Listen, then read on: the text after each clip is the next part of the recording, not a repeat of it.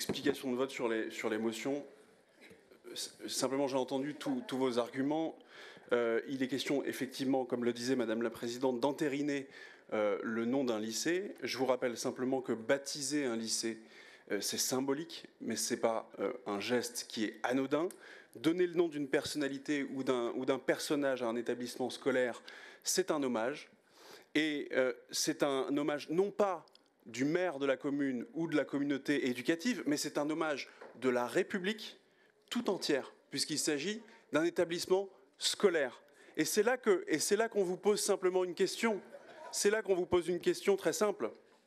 Une personnalité qui s'est illustrée pour des propos qui contreviennent à nos principes républicains, qui bafouent notre pacte social, qui sont de nature à fracturer notre cohésion nationale, et qui évidemment est tout à fait libre de tenir ses propos, tout comme vous êtes tout à fait libre de les soutenir et de les partager, mais cette personnalité est-elle digne d'être honorée par la République en lui accordant le nom d'un établissement scolaire?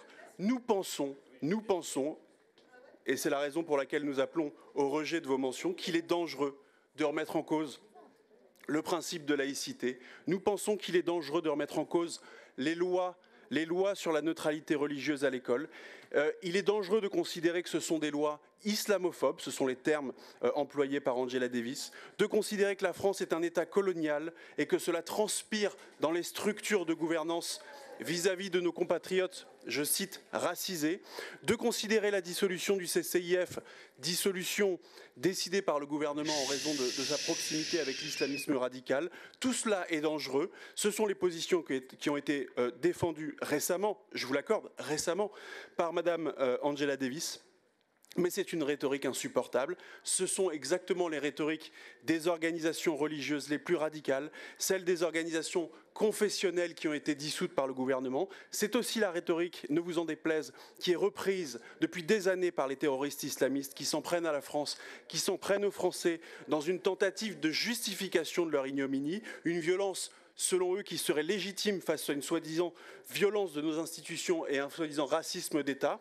Donc je vous pose une question, nous vous posons une question simple. Peut-on haïr à ce point notre modèle républicain et en être ainsi célébré par la République ? La République peut-elle célébrer une personnalité qui en dénonce les principes fondamentaux? Nous le pensons sincèrement que non.